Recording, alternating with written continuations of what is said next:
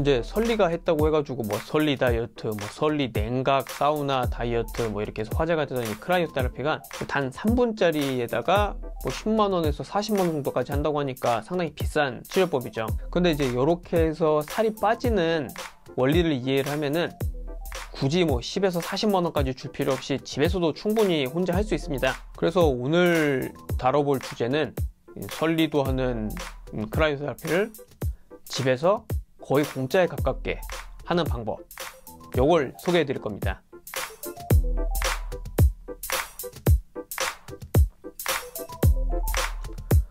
안녕하세요, 프로보터너 수빈킴입니다.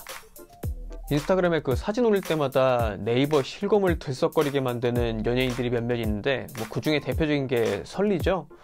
근데 설리가 작년 여름에 되게 좀 특이한 영상 하나를 공개해가지고 화제가 된 일이 있었습니다. 기억하실지 모르겠는데요. 그 이렇게 막 무슨 원통형의 그런 깡통 안에 이렇게 들어가가지고 막 오들오들 떨고 있는 모습이었어요. 그 영상이 나오면서 제가 볼 때는 이제 한국에서도 소위 말하는 그 크라이오테라피에 대한 관심이 이렇게 폭발했다고 보는데요. 뭐 크라이오테라피는 뭐 미국에서는 한 4, 5년? 그쯤 전부터 꾸준히 계속 관심을 얻고 있었던 치료법? 네, 치료법이라고 해야 되겠죠? 네, 치료법인데, 그러니까 크라이오테라피라는 말 자체는 그냥 우리말로 해석을 하자면 뭐 냉각 치료 뭐 이런 의미예요. 사실 뭐 냉각 치료라는 게 새삼스러운 건 아니죠. 우리 뭐 다들 어디 좀 붓거나 뭐 했을 때 그 냉찜질 같은 거 해본 기억은 다 있잖아요. 뭐 그것도 다 크라이오테라피죠. 그런데 이제 우리가 흔히 기억하고 있는 이런 냉찜질이나 이런 냉각 치료랑 요새 유행하고 있는 크라이오테라피가 다른 점은, 이 크라이오테라피는 일단 전신을 대상으로 해서 전신에다가 냉각 치료를 하는 것, 요거를 이제 홀바디 크라이오테라피라고 해서 보통 WBC 이렇게 약자를 해서 부릅니다. 그게 한 가지 다른 점이고, 또 다른 한 가지 다른 점은 치료라기보다는 미용에 가까운 거죠. 미용적인 효과를 강조하고 있다는 점에서 차이가 있어요. 그래서 이제 최근 이제 관심이 되고 있는 전신 크라이오테라피는 그 원통형 그 기구 안에 이렇게 들어가가지고 있으면은 이제 거기에서 액화질소 가스를 뿜어서, 액화질소 가스는 이제 공기 중에 방사되면 엄청 그 온도를 떨어뜨리기 때문에 그렇게 해가지고 거의 뭐 마이너스 200도 가까이까지 떨어뜨리는 게 가능해요. 그렇게 해서 한 2분에서 4분 정도? 네, 그렇게 이제 몸을 냉각시키는 겁니다. 크라이오테라피를 홍보하는 업체 측의 주장은 이제 이렇게 극저온의 상태에 몸이 노출이 되면은 몸에서 이제 열을 내기 시작하고, 열을 내면서 이 몸 안에 있는 지방이나 이런 걸 쓰게 돼서 다이어트에 도움이 된다는 거죠. 심지어 뭐 한번 하면은 최대 뭐 800칼로리까지 소모가 된다, 뭐 이렇게 주장하는 곳도 있습니다. 그러니까 뭐 추위에 노출되면은 몸이 열을 내는 건 사실이에요. 그런데 사실 아직까지 실험이나 이런 걸로 밝혀지기로는 여기 업계에서 말하는 것처럼 막 800칼로리 정도로 이렇게 그 정도로 극적이지는 않습니다. 게다가 몸에 축적되어 있는 그 갈색 지방의 정도에 따라서 그 몸이 추울 때 소비하는 칼로리 차이도 상당히 많이 나요. 일단 뭐 갈색 지방이 뭐냐, 요거에 대한 설명부터 먼저 들어가야 될 것 같은데, 그러니까 몸 안에 분포되어 있는 지방은 두 가지로 크게 나눌 수가 있는데, 하나는 백색 지방이고 다른 하나는 갈색 지방이에요. 뭐 백색 지방은 그냥 우리가 흔히 알고 있는 그런 그냥 지방인 거고, 갈색 지방은 그 미토콘드리아를 많이 함유하고 있어서 그 미토콘드리아가 철분을 갖고 있기 때문에 그 철분 때문에 이제 갈색으로 보이는 이 지방을 갖다가 갈색 지방이라고 부르는데, 열을 내는 게 유일한 목적인 지방이라는 거예요. 그 2013년 발표된 연구에서 그 일본 홋카이도 대학교의 연구진들이 이런 실험을 했습니다. 그냥 27도의 그냥 일반적인 따뜻한 정도의 실온이죠. 거기에 그냥 계속 있었던 사람들이랑, 그 다음에 다른 사람들은 2시간 동안은 19도짜리 방에다가 들여다 놓고, 그리고 2시간 후에 다시 꺼낸 다음에 하루에 이렇게 소비하는 칼로리 양을 이제 비교를 해봤어요. 쉽게 예상할 수 있듯이 당연히 이제 쌀쌀한 방에 들어갔다 나온 사람들이 칼로리 소비가 더 많았죠. 그런데 어떤 사람들은 그냥 한 70칼로리 정도만 소비를 했고, 어떤 사람들은 250칼로리를 소비를 했어요. 똑같이 다 2시간 동안 쌀쌀한 방에 들어가 있다가 나온 사람들인데, 이 두 종류 사람들의 차이는 무엇이었을까? 이제 이게 그 갈색 지방이 활성화 됐느냐 안 됐느냐, 요거의 이제 차이에 따라서 그렇게 큰 차이가 난 겁니다. 사실 과거에는 갈색지방이 그냥 신생아 때, 막 태어났을 때만 몸에 이렇게 축적이 돼 있는 걸로 여겨졌어요. 그리고 이제 시간이 지나면 지날수록 그 갈색지방이 점점 줄어들어서 성인이 될 때쯤 되면은 갈색지방은 거의 남아있는 게 없다 라고 이렇게 사람들이 그동안은 믿어왔는데, 근데 이제 최근에 들어서는 성인들도 꽤 상당한 양의 갈색지방을 몸 안에 축적을 해놓고 있고, 추위에 노출이 되면은 더 이제 쌓이면서 또 활성화가 되기도 한다는 게 그런 연구 결과들이 최근에 이제 나오기 시작했습니다. 사실 갈색지방에 대한 연구는 비교적 최근에 들어서야 좀 이루어지기 시작했어요. 왜냐면은 그 전에는 성인이 될 때는 갈색지방이 거의 남아있지 않다고 얘기했기 때문이죠. 현재까지 연구들이 시사하는 바는 뭔가 몸이 일종의 약간 물리적으로 극한 상태에 들어가게 되면은 원래 있던 백색 지방에 이제 미토콘드리아를 더 많이 이렇게 넣어가지고 갈색 지방으로 만드는 걸로 알려져 있어요. 이런 그 신체적인 극한 상황이 한 두 가지가 있는데, 하나는 지금 이제 그 설명하는 그런 추위에 노출될 때고, 다른 하나가 단식을 할 때입니다. 몸에 이제 들어오는 칼로리가 적을 때요. 최근에 또 많이들 관심을 갖기 시작하신 간헐적 단식이 다이어트에 도움이 되는 이유 중에 하나가 사실 여기에 있어요. 그러니까 단식 상태가 되면은 몸이 이제 갈색 지방을 또 만들게 되는데, 이 갈색 지방이랑 백색 지방의 차이는 아까 말씀드렸다시피 그냥 백색 지방은 그냥 몸 안에 이렇게 잉여로 들어온 에너지를 보관하는 역할을 하고, 갈색 지방은 요걸 이제 그 열을 내는 역할을 하는데, 중요한 거는 갈색 지방이 열을 낼 때는 이 백색 지방을 연료로 사용을 해가지고 열을 내게 됩니다. 그러니까 갈색 지방이 활성화가 돼서 열을 내기 시작하면은 백색 지방이 이제 점점 줄어드는 거죠. 이게 중요한 게 뭐냐면은 우리 흔히 말하는 이 백색 지방이 우리 배에도 있고 여기저기 이렇게 있는 그 살인 것인데, 다이어트 해보신 분들은 다 아시겠지만은 요거 빼기가 정말 힘들거든요.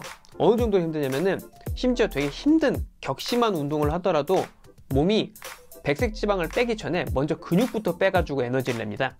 이거는 몸 안에 이제 깊이 프로그래밍 된, 그러니까 최대한의 비상 상황을 위해서 그 체내의 그런 에너지를 백색 지방의 형태로 남겨놓는다, 이런 그 메커니즘이 있기 때문이라고 여겨져요. 그렇기 때문에 사실은 백색 지방을 뺀다는 게 상당히 힘든 일인데, 그런데 이 갈색 지방을 활성화를 시키면은 그 백색 지방을 태워가지고 열을 내니까 그 다이어트에 좀 더 효과적일 수가 있는 거죠. 그리고 근육의 손실은 그러니까 다른 방식으로 막 정말 그냥 계속 안 먹고 뭐 운동을 많이 하고 해서 할 때는 근육의 손실도 따를 수밖에 없는데, 만약에 원하는 만큼 갈색 지방만 딱 활성화 시켜가지고 할 수 있다면은 체지방을 제거하는 게 훨씬 더 수월해지겠죠. 그리고 사실 궁극적으로는 이 크라이오세라피가 특히 체중 감소에 도움이 된다고 할 수 있는 게 이런 메커니즘이 있기 때문이거든요. 그러니까 만약에 우리가 좀 더 마음대로 갈색 지방을 축적을 하고 작동시켜 가지고 할 수 있으면은 수월하게 효과적인 다이어트가 가능하다는 건데, 그러면 이걸 어떻게 할 수 있을까요? 요게 이제 제일 큰 궁금증이 되는데, 이제 여기에서 되게 특이한 독특한 그 네덜란드의 한 어르신을 이제 소개를 해야 됩니다. 네덜란드의 일종의 극한 체육가라고 해야 되나? 그런 되게 극한 상황에서의 그 체육 행위를 즐겨 하시는 그 네덜란드의 빔 호프라는 사람이 있어요. 뭐 이 사람은 그 얼음 속에 이렇게 오래 버티고 있는 걸로 1시간 52분을 이렇게 버텨가지고 기네스북에 오르기도 한 사람이고, 에베레스트랑 킬리만자로 산을 요새 뭐 빤스런이라는 표현 많이 쓰던데 하여튼 빤스만 입고 올라갔다가 온 사람이기도 합니다. 뭐 이 정도만 얘기하면은 그냥 흔한 뭐 이렇게 가끔 뭐 세상에 이런 일이나 이런 거 나올 것 같은 그냥 특이한 아저씨일 수 있는데, 이 사람이 정말 대단한 거는 이 사람에 대해서 이제 관심이 좀 높아지면서 과학자들이 이 사람 몸을 가지고 이렇게 테스트를 해봤어요. 이 사람이 하는 주장이나 뭐 이런 것들이 사실인지, 정말 이렇게 얼음 속에서 버티는 게 가능한 것인지. 근데 그런 과학적인 테스트들을 다 이제 통과를 했습니다. 통상적인 인간으로서는 불가능한 발열 능력을 보여준 거죠. 2008년에는 그 네덜란드의 한 대학교 연구진이 그 테스트를 해봤는데, 2008년에 이제 빔 호프 이 아저씨가 나이가 51세였거든요. 근데 몸 안에 있는 갈색 지방에 보니까 20살의 남성이 낼 수 있는 것의 한 5배에 달하는 열을 낼 수 있을 정도의 그런 갈색 지방이 몸 안에 축적이 돼 있었다고 해요. 엄청난 양인 거죠. 축적한 갈색 지방이랑 뭐 이런 걸로 뭐 신체의 그런 온도를 계속 유지하거나 뭐 심지어는 자기 그런 면역력까지도 마음대로 이렇게 조절을 할 수 있다고 주장을 해요. 근데 이제 그게 어떻게 가능했느냐 하면은 이제 이 사람 특유의 그 수행법 때문에 가능했다고 이 사람은 주장을 해요. 이 수행법이 크게 이제 3가지로 나뉘어져 있는데, 하나는 명상이고 다른 하나는 호흡법입니다. 그리고 다른 하나가 이제 되게 추운 상태에 계속 스스로를 노출시키는 거예요. 그래서 이 사람에 대해서 다룬 다큐멘터리나 뭐 뉴스 영상 이런 거 찾아보면 많이 있는데, 이제 물론 해외 자료지만 보면은 막 폴란드 어디 산장에서 얼음 속에 이렇게 몸을 담그고 있는다든지 막 그런 식의 다양한 이제 출연을 합니다. 그리고 이제 그거를 다른 사람들한테 제공도 해요. 물론 돈을 이렇게 받고요. 그래서 원래 약간 이런 사이비 종교나 뭐 이런 것들을 이렇게 탐사해가지고 가짜라는 걸 밝히는 걸 전문으로 했던 그 미국의 스콧 칸이라고 하는 기자가 있어요. 이 사람이 이 빔호프에 대한 얘기를 듣고서 요놈 새끼 이거 저기 가짜라는 걸 내가 밝혀주겠어 하고는 그 사람의 그런 수행법 가르치는 캠프에 이제 참여합니다. 참여해가지고 그걸 이제 같이 다 이렇게 해보는데 웬걸 정말 몸이 그렇게 되는 거예요.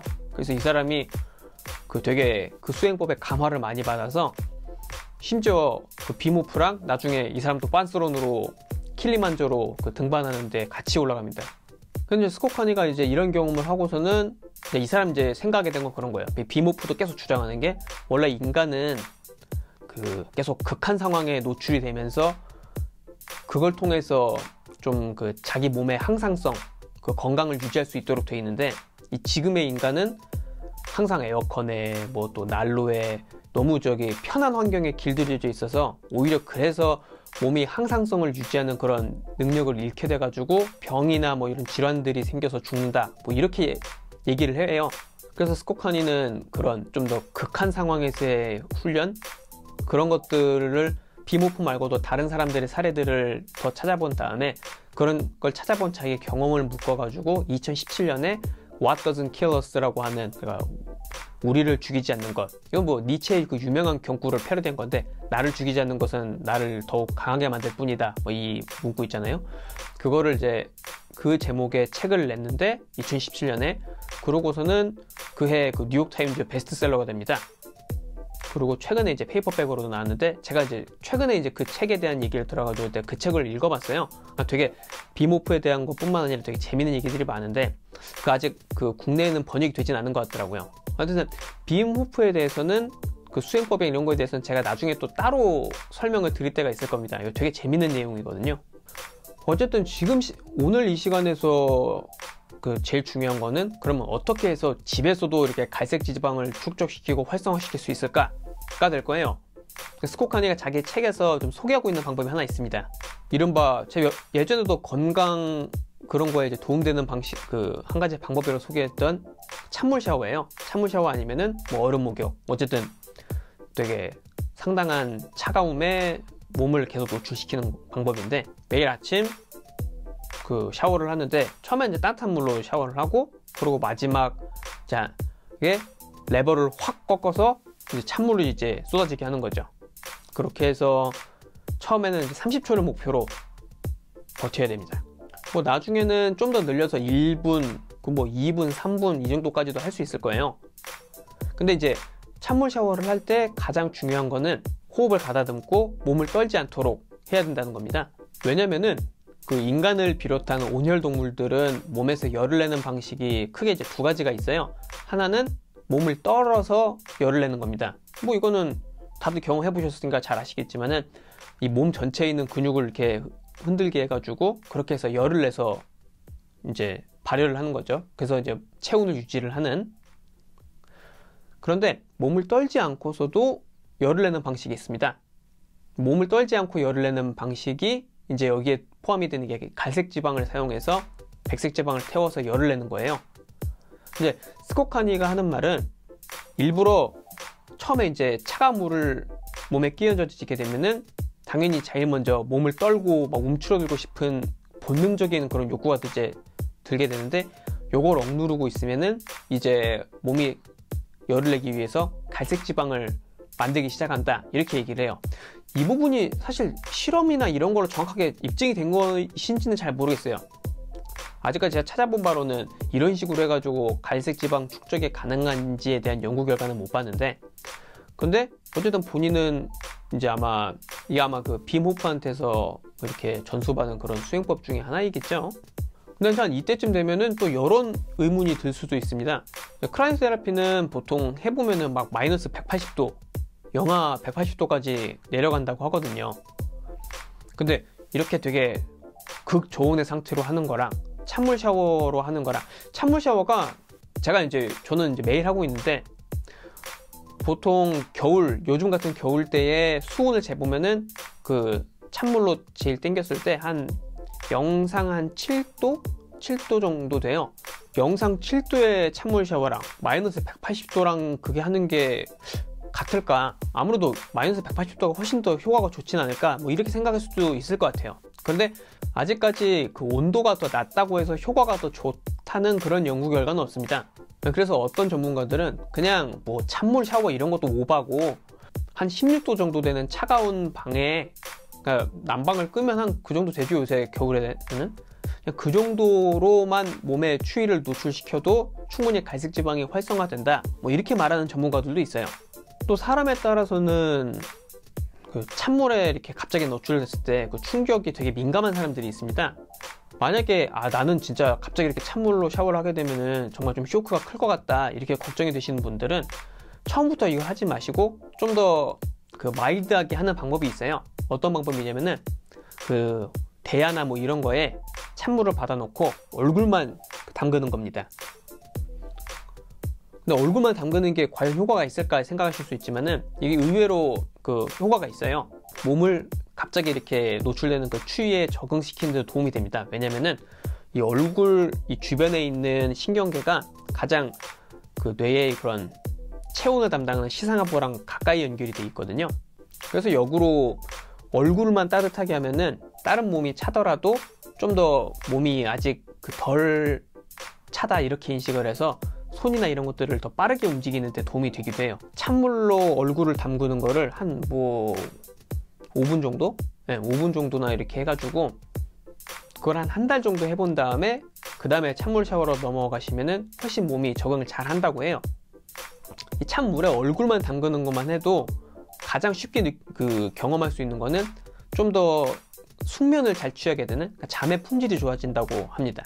뭐 제가 지금까지는 갈색 지방 축적을 통한 뭐 다이어트의 효과에 대해서만 얘기했지만은, 사실 찬물 샤워 혹은 뭐 얼음 목욕 이런 것들은 그 외에도 여러 가지 건강상의 이점이 있어요. 뭐 면역력 증강에도 도움이 되고, 염증 이런 거 완화에도 도움이 되고, 또 최근에는 그 찬물에서 수영하고 하는 것들이 우울증 치료에도 도움이 된다는 게 주목을 많이 받고 있습니다. 그러니까 찬물에 노출되는 순간 몸에서 이제 갑자기 스트레스를 받게 되니까 이제 아드레날린이 분출이 되면서 그런 그 상태에 빠지게 되는데, 몸이 이런 그 경험을 해보면은 좀 더 스트레스를 다루고 하는데 능숙해진다는 거예요. 그래서 단순히 우리가 정말 우울증 이런 것뿐만 아니라 스트레스나 이런 거에 대해서도 찬물 샤워를 해주면은 좀 더 몸이 잘 적응을 할 수 있게 된다고 하니까 여러모로 건강에 좋은 생활 습관인 거죠. 저 같은 경우는 이제 말씀드렸다시피 매일 찬물 샤워를 하고 있는데, 이게 저도 한 이제 몇 달째 지금 하고 있긴 한데, 그래도 항상 아침에 샤워할 때 이제 좀 따뜻한 물 한 다음에 딱 찬 그걸 돌려야 할 때는 항상 고민이 됩니다. 그래도 몇 번 해보면은 뭔가 한 1분 이상 버티고 나면은 일단 몸이 이제 차지니까 정말 좀 배나 뭐 이런 데는 몸이 다 이렇게 단단해진 느낌이 들면서 이 묘한 쾌감 같은 것도 들 때가 있어요. 내가 이걸 견뎠다 하는 성취감? 그런 것도 있고, 좀 더 현실적인 이점으로는 난방비도 적게 든다는 그런 게 있어요. 정말로 이제 그렇게 찬물 샤워를 아침에 꾸준히 해주면은 추위에 더 강해지기 때문에 그 난방 이런 것도 좀 덜 하게 됩니다. 뭐 돈이 많으시면 한번 크라이오세라피도 한번 해보시는 게 좋긴 하겠지만은 이미 그 어떤 원리로 해서 살이 빠지는지 우리가 이해를 하고 있고, 또 그거를 그대로 집에서도 응용하는 게 가능하기 때문에 거의 공짜에 가깝게, 특히 요즘 같은 겨울에는 그냥 하면은 바로 그냥 찬물이 펄펄펄 나오니까 좋죠. 이럴 때 이제 많이 해줘야 됩니다. 저는 좀 요새 걱정인 게 여름이 되면 이제 어떻게 해야 될지.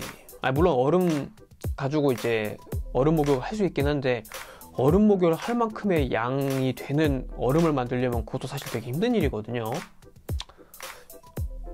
한번 아이스팩 이런 것들을 좀 사용을 해볼까 생각을 하고 있는데, 저도 지금 다가오는 여름에는 어떻게 해야 될지 좀 고민 중입니다. 그때는 또 제가 좋은 방법을 생각해내게 되면 공유해드리도록 하겠습니다. 건강상의 그런 것들 걱정이 있는 분들은 처음부터 찬물로 하시면 안 좋을 거예요. 먼저 이 대야에다가 찬물 받아놓고 얼굴만 먼저 담궈보는, 그렇게 해서 시작을 해보시면은 앞으로 다이어트와 건강에 한 걸음 더 가까워질 겁니다. 오늘 되게 여러 가지로 유익한 그 시간이었죠? 전 그렇게 생각하는데 네. 구독이랑 좋아요 해주시면, 그리고 또 이렇게 새로 비디오 뜰 때마다 알림하는 그 종 그거 한번 눌러주시면은 이런 좋은 내용들을 제가 공개할 때마다 바로바로 알림을 받고 보실 수 있습니다. 그러니 구독, 좋아요, 그리고 종 그것까지 많은 많은 관심 부탁드리고, 다음 이 시간에 또 좋은 내용으로 찾아뵙도록 하겠습니다. 감사합니다.